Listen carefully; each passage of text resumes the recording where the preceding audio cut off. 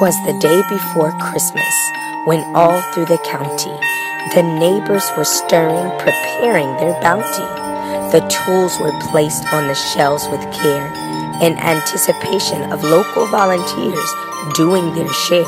The house captains were nested all snug in their beds, while visions of materials and supplies danced in their heads, from paint to drywall to fencing and more.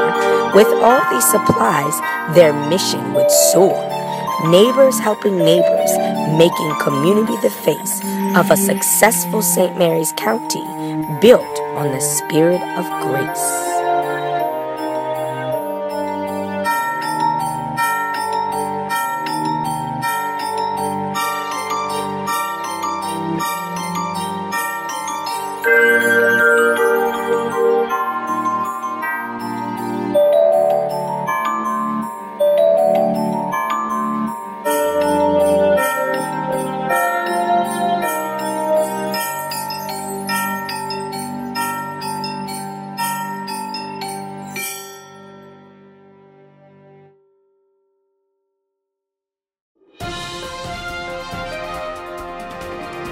Hello, and thank you for watching Chasing Dawn. Today, we'll take a deeper look into what loving thy neighbor really means as we follow an organization that has been repairing homes for 25 years in your local community. Though you may not see St. Nick, what you will see is neighbors helping neighbors. Welcome to Christmas in April. On the last Saturday in April, homes are being repaired at no cost to the homeowner all throughout the USA. From Arizona across the globe to St. Mary's County, Christmas in April is an affiliate of the national organization Rebuilding Together, a volunteer program in which volunteers work together to improve the homes and lives of our homeowners who have low income, are disabled, or elderly. In 25 years within St. Mary's County, the Christmas in April volunteers have repaired 692 homes and 16 community projects.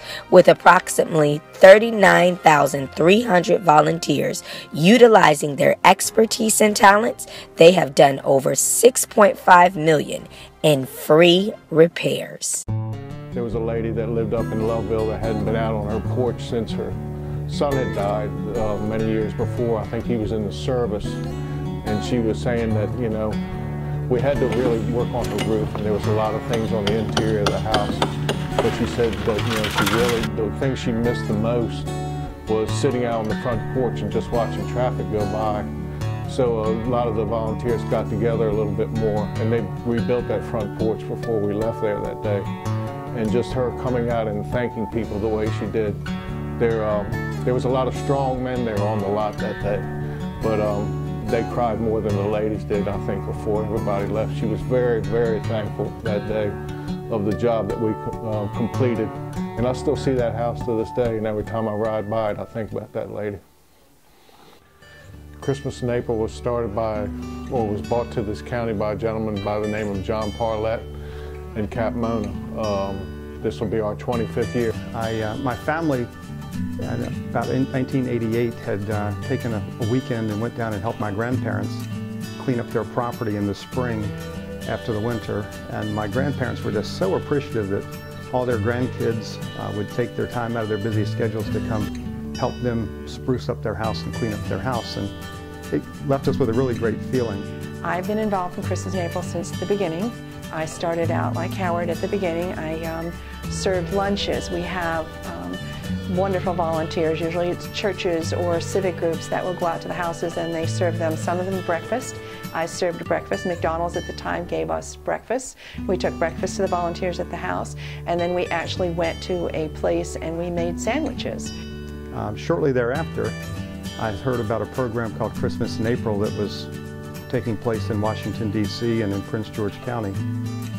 Later that summer, Cap Mona, who was a gentleman from Prince George County, contacted me about helping to start a program in Charles County, where my business was located at the time.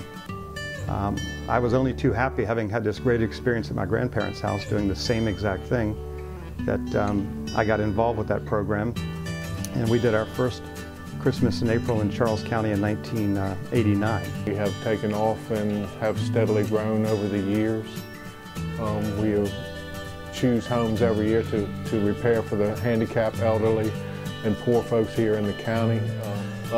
It was part of a national organization, and it was Christmas in April. The program actually started in Midland, Texas, back in the mid-70s. A gentleman, Bobby Trimble, had a church group that was deciding they wanted to do some community outreach, and they put together a program where they'd go work on folks' homes in the community. And the program got its name actually because one little old lady came outside of her house and saw all the wonderful things that the volunteers had come and done to her home, and she said, "Oh my Lord, this is just like Christmas in April." So the name kind of started there, and it's stuck ever since. Springtime is the best time of year to start working on homes.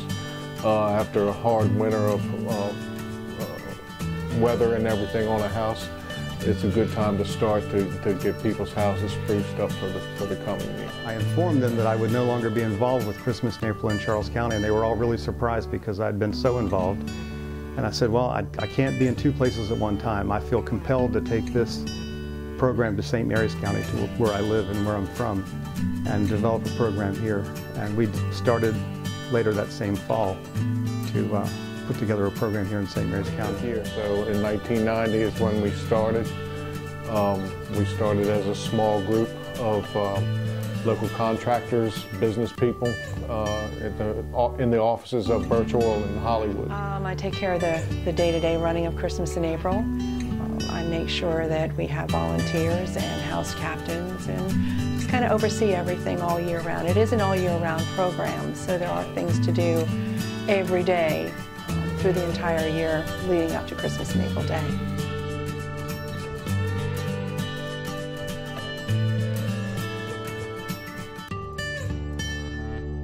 Okay, this is where we gather all the small supplies for all the homes that we're fixing.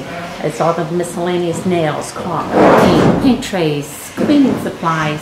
We separate it by home, and we actually use two other buildings where we put things like doors and windows that we can't have outside. And out there we have all the lumber.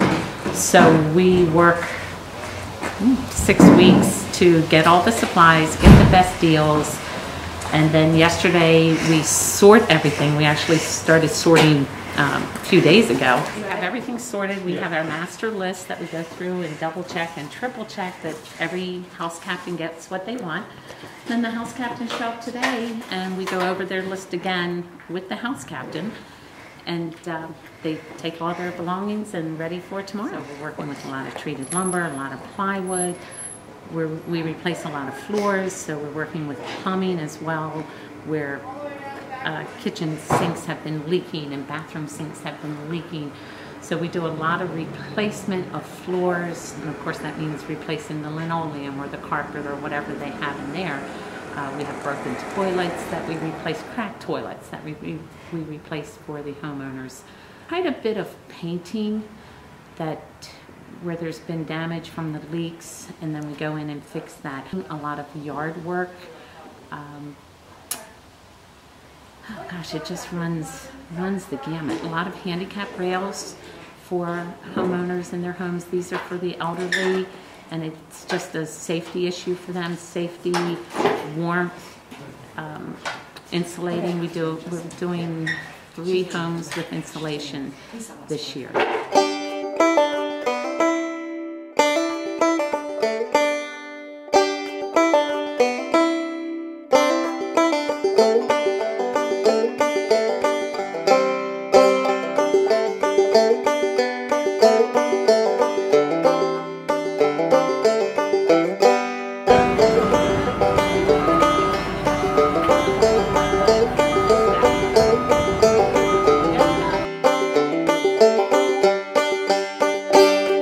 this year we will have 15 homes and 2 community projects. As we received 72 applications for assistance this year, so there's definitely a need after 25 years of assistance in the county.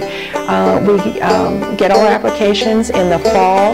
We have groups of inspectors that go out to every single home. They speak to the homeowner, they look at the homes, they look at the need, and we bring it all back to a meeting, and we look at them all and pick the ones that are of the most need and that we can afford to do. Our program is a one-day blitz, so we can't do a program that is a house that is too far gone. It's just something we can't do.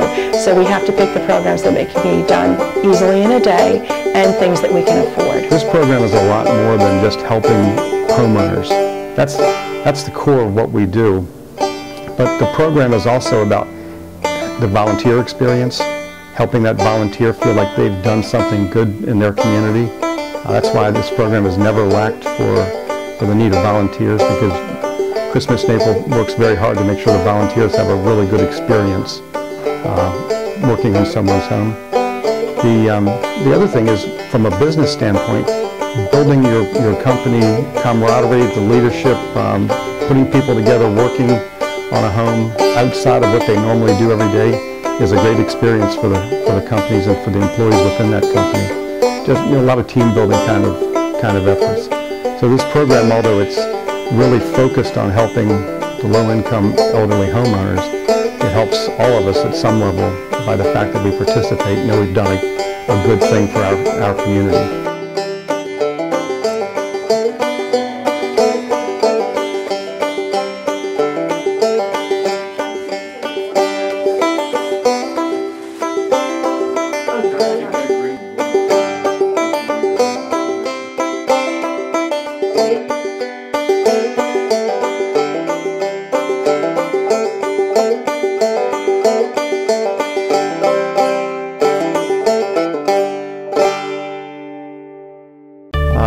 I have a favorite story. I have a couple of them actually, but one of them in particular was a lady in the 7th District that we went out to inspect her home in advance of Christmas Naples Day with the house captains for that particular house. And it was a very, very cold February day. The wind was blowing 30 or 40 miles an hour.